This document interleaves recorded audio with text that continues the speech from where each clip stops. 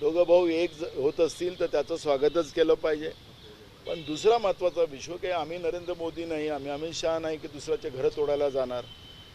त्यामुळे हे दोघं भाऊ एकत्रित येत असतील तर त्याचं आम्ही स्वागतच करू.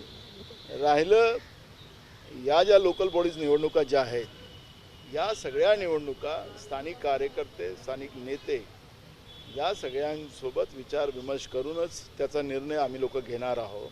सगळेच पक्ष घेणार आहेत. त्यांनी सगळ्या पक्षांनी आपली भूमिका त्या ठिकाणी स्पष्ट मांडलेलीच आहे. आमची पण भूमिका तीच आहे. आणि त्याच्यामुळे हा महाविकास आघाडी आणि याच्याशी त्याचा संबंध येत नाही. संबंध हा स्थानिक पातळीवर लोकल बॉडीच्या निवडणुकीमध्ये स्थानिक कार्यकर्त्यांच्या आधारावर निर्णय आम्ही घेऊ.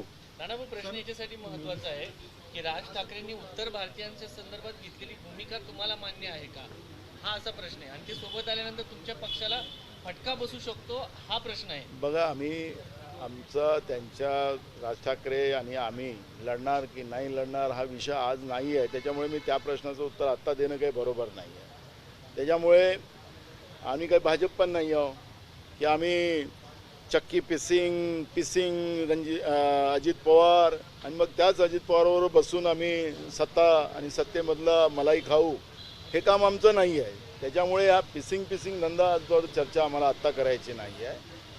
आणि मी लग्नच करणार नाही, त्याच्याबरोबर युती करायची ते पण म्हणणार नाही. आता ते त्यांचं लग्नही झालं त्याच्यानंतर. त्यामुळे या सगळ्या विषयावर मी आज त्याच्यावर जाणार नाही. त्याच्यामुळे मला तुम्ही किती विचारलात तरी मी आज त्याच्यावरचं उत्तर देणार. नानाभाऊ, कुठेतरी काँग्रेस जर स्वबळावर गेली तर तुम्हाला सोयीस्कर जाईल लढायला असं वाटतंय का? कारण इतर ठिकाणी तुम्हाला खूप त्रास झाला लोकसभा विधानसभेला, काय वाटतं? मी त्रासाला का मी बाहेर जाहीर केलेलं नाही. त्याच्यामुळे त्रास झाला की नाही झाला हे तुम्ही मला काही सांगायला आता नको. त्यामुळे मी त्याच्यावर आता काही बोलणार नाही. पण माझा मुद्दा एवढाच आहे की लोकल बॉडीज निवडणुका या ज्या आहेत, या निवडणुका आम्ही आमच्या स्थानिक नेत्यांच्या आणि कार्यकर्त्यांना विचारात घेऊनच त्या ठिकाणी लढण्याचा निर्णय आम्ही घेतलेला आहे. आणि आम्हीच नाही तर आमच्या बरोबरच्या पक्षांनी तोच निर्णय केलेला आहे. सत्ता पक्षामध्ये तेच चर्चा सुरू झालेली आहे, त्यांचे पण स्टेटमेंट आलेले आहेत. त्याच्यामुळे लोकल बॉडीज निवडणुकीमध्ये काय होतील ते त्यावेळेस निवडणुका लागल्यावरच आपल्याला स्पष्ट होईल. काल तुमच्या अध्यक्षांनी असं विधान केलंय की आघाड्या केल्यामुळं पक्षाला मोठा फटका बसला आणि स्थानिक स्वराज्य संस्थांमध्ये असल्यामुळं हा प्रश्न निर्माण होतो की तुम्ही आघाड्या करणार की नाही करणार. आमच्या प्रदेशाध्यक्षांनी कार्यकर्त्यांचं मत ऐकून या पद्धतीचं बोलले असतील. कार्यकर्त्यांचं मत मांडणं पक्षप्रमुखाचं ती गरज असते, त्या पद्धतीचं त्यांनी मत मांडलं असेल. त्याला काही अदरवाईज घेण्याचं काही कारण नाही. नानाभाऊ, तळी आणि काही भागामध्ये दरड कोसळून अनेक लोकांचा मृत्यू झाला होता. त्यांना अद्यापपर्यंत घरं मिळालेली नाही. सरकारने त्यावेळेस आश्वासन दिलं होतं.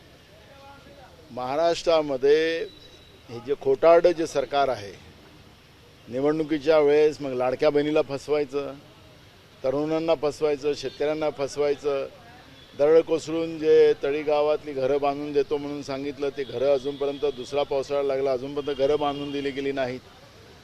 राज्यामध्ये कायदा सुव्यवस्था तर आता सगळ्या नंगानाचंच चाललं झालं. आता भाजपचाच पदाधिकारी पुण्यामध्ये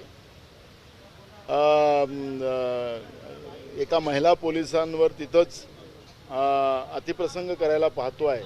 त्याचे व्हिडिओ आपल्या सोशल मीडियामध्ये पाहतो आहे. तर आता हे कुठल्या लेवलवर हे लोक गेलेले आहेत, किती सत्तेचा माज या लोकांमध्ये आलेला आहे ते आपण सगळेजण पाहतोच आहे. त्याच्यामुळे मी विधानसभेत या सगळ्या विषयावर चर्चा करणारच आहोत. कायदा सुव्यवस्थेवर चर्चाच येणार आहे.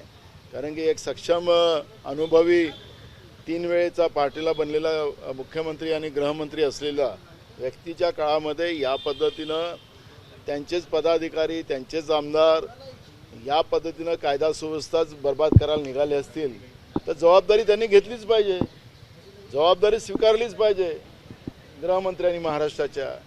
आणि त्याच्यामुळे महाराष्ट्रामधला जो कायदा सुव्यवस्थेचा प्रश्न आहे, जनतेचे प्रश्न आहेत, आरोग्याचे प्रश्न आहेत, शिक्षकांचे प्रश्न आहेत, विशेष करून शालांत आयडीचा घोटाळा एक मोठा प्रमाणात झालेला आहे की राज्याच्या तिजोरीला जे भाजप आणि RSSच्या विचाराच्या ज्या शाळा आहेत त्यांना नकली शिक्षक दाखवून राज्याची तिजोरी दिवसाढवळ्या लुटली गेलेली आहे. आणि त्याच्यामध्ये अधिकारी असतील किंवा भाजपचे आणि RSSचे पदाधिकारी असतील त्यांचा त्याच्यात सहभाग आहे. त्यामुळे हे सगळे विषय आता महाराष्ट्रातल्या विधानसभेमध्ये महत्त्वाचे राहणार आहेत आणि ती लढाई आम्ही विधानसभेत लढू. कुणाल पाटील भाजपमध्ये जातात, एवढे सगळे जनतेचे प्रश्न असताना काय नक्की त्यांना तिकडून जाऊन सोडायचे आहेत का? तुमची काही चर्चा झाली आहे का?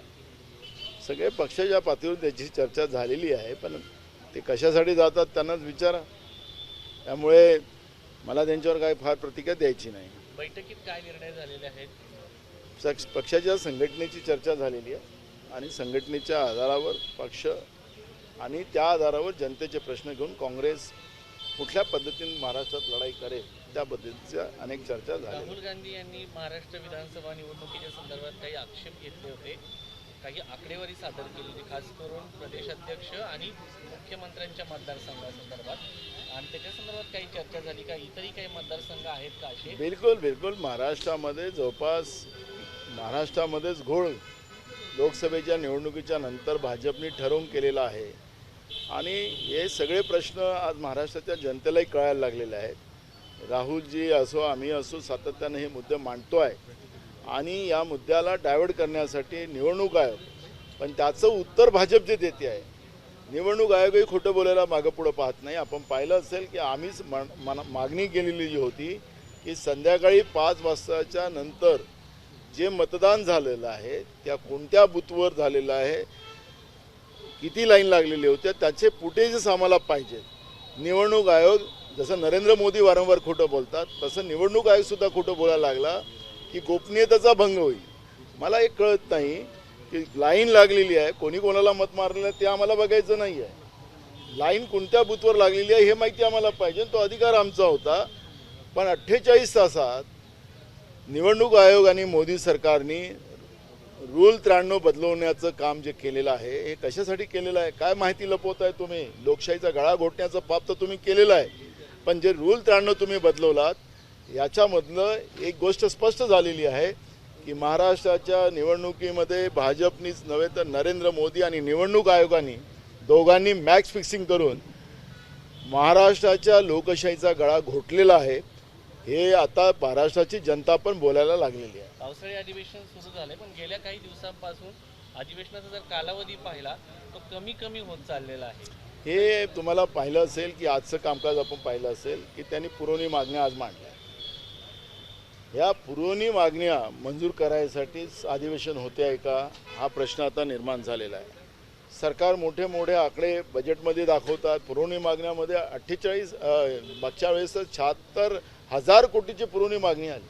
आम्ही पाहत होतो, मी गेले अनेक वर्षाचा माझा विधानसभेचा अनुभव आहे, अनेक वर्ष विधानसभेत मी काम करतो आहे. 1,000-2,000 कोटीच्या मागण्या येऊ शकतात, पण 76,000 कोटीच्या मागण्या पुरवणी मागण्या म्हणजे बजेटच्या बरोबरच्या पुरवणी मागण्या महाराष्ट्राच्या विधानसभेत यायला लागलं तर महाराष्ट्राचं याचा अर्थ असा आहे की महाराष्ट्राचा दिवाळा यांनी काढला, महाराष्ट्र कर्जामध्ये डुबवलं, हे यांच्या या कृतीमधून स्पष्ट होतं. एबीपी माझा, उघडा डोळे बघा नीट.